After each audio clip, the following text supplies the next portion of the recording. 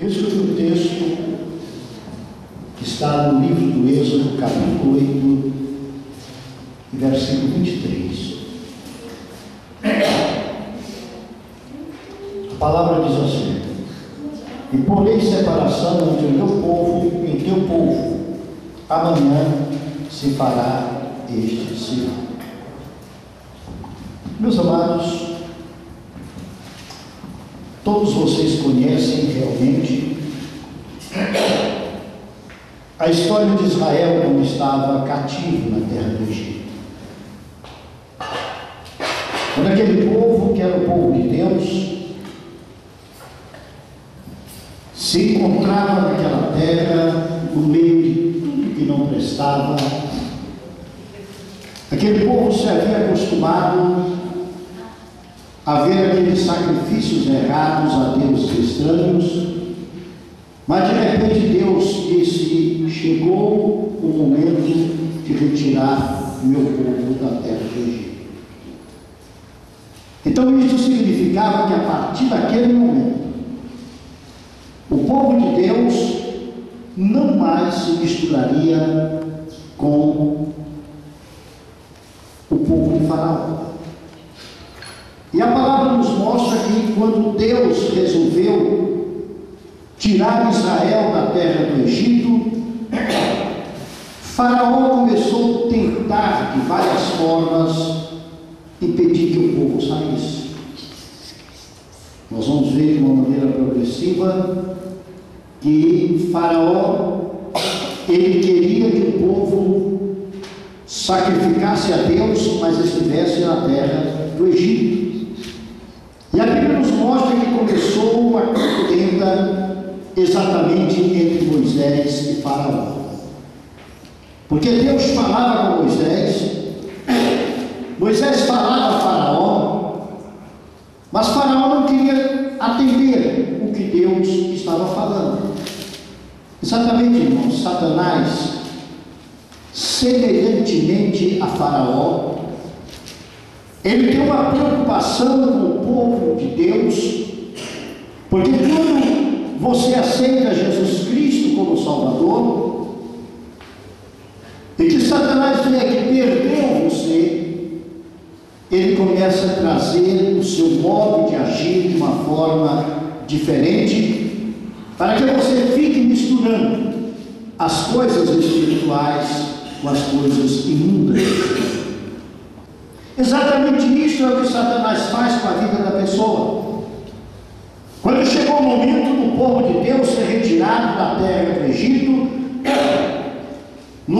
a Bíblia nos mostra no versículo 25 do capítulo 8, que quando Moisés falou com Faraó olhou e disse: olha, vamos fazer o seguinte, vocês vão servir a Deus exatamente fora da terra do Egito. Mas quando vocês saírem para servir a Deus, vocês deixem a terra, permaneçam aqui na terra do Egito, sacrifiquem a Deus aqui mesmo no Egito. Versículo 25 diz: então chamou Faraó a Moisés e Arão e disse: ide e sacrificai ao Senhor nesta terra. Interessante, meus irmãos. Era o rei que estava falando com Moisés. O rei provavelmente ia dar as condições para que o sacrifício fosse realizado. O rei ia oferecer provavelmente até mesmo aquilo que seria usado no sacrifício. O sacrifício seria facilitado porque seria exatamente patrocinado pelo rei. Mas no versículo 26, Moisés olha para o rei e diz o seguinte: não convém que façamos assim, porque nós sacrificaríamos ao Senhor a abominação dos egípcios. Eis que se sacrificássemos a abominação dos egípcios perante os seus olhos, porventura eles não nos apedrejaríamos? Que tipo de sacrifício estamos então oferecendo? É isso que Moisés queria dizer. Quantas vezes nós queremos trazer um imundo para a casa de Deus?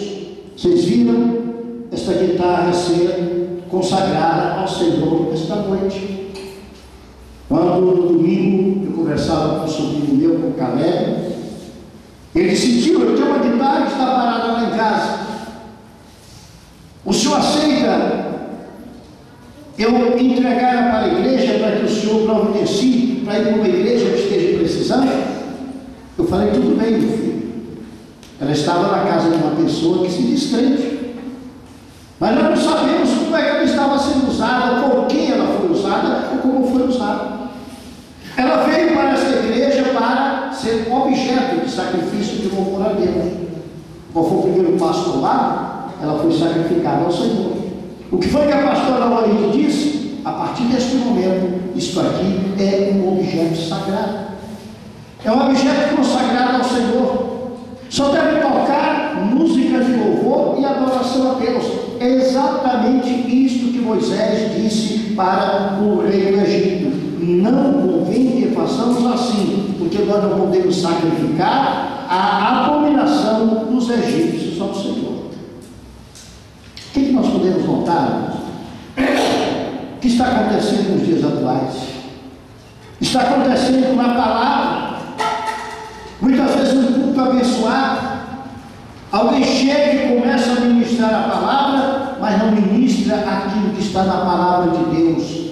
Estão trazendo invenções acerca das coisas sagradas. Estão ensinando o povo aquilo que não é bíblico. E ao fazerem isso, estão contrariando a vontade de Deus. Será que muitas vezes nós não estamos oferecendo no nosso louvor o sacrifício do povo egípcio? Ou seja, o sacrifício do mundo? Hoje em dia, meus irmãos, quando se entra no local, dificilmente se ouve realmente um hino de adoração sendo entoado para Deus. Dificilmente se ouve um povo diante de Deus louvando o Senhor como o Senhor deve ser louvado. Mas as pessoas estão contemplando o que está no mundo. Hoje em dia nós temos as boates, chamadas boates evangélicas. Hoje em dia nós temos os arraiais evangélicos.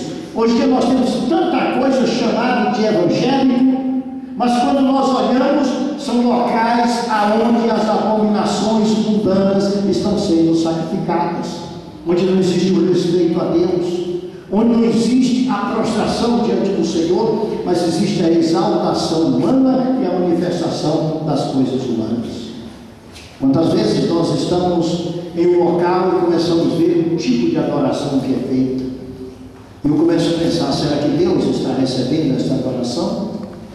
Será que é isto que o Senhor quer? Se voltarmos aos tempos passados e examinarmos biblicamente a história da igreja, a gente vê o respeito que havia tanto na palavra, no louvor e na adoração. Como as pessoas se mantinham diante do Senhor e se mantinham de uma forma muito tranquila, e o Senhor recebia aquele louvor, aquela adoração, aquele sacrifício e a palavra que era dita. Irmãos, as coisas do Egito não servem para serem sacrificadas a Deus. Deus é santo. Deus não recebe qualquer tipo de sacrifício. Muitas vezes nós vemos desses grandes movimentos as pessoas trazerem seus dízimos e suas ofertas, entregarem, e as pessoas que estão ali não querem nem saber como aquilo está vindo e nem por que está vindo. O que é importante para eles é que alguém traga muito dinheiro e coloque ali diante deles. A Bíblia chega e diz o seguinte: olha, não receba o preço do sangue. O que é o preço do sangue? Aquele que mata outro. O matador de aluguel, ele recebe dinheiro para fazer aquilo, e de repente vai no local e entrega parte daquele dinheiro e diz: isso aqui é uma oferta minha de sacrifício a Deus.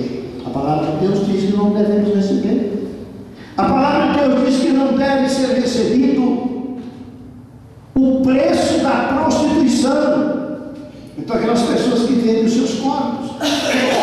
Quantas vezes eu tenho visto na televisão pessoas famosas no mundo artístico e dizem o seguinte: a minha vida espiritual é diferente da minha vida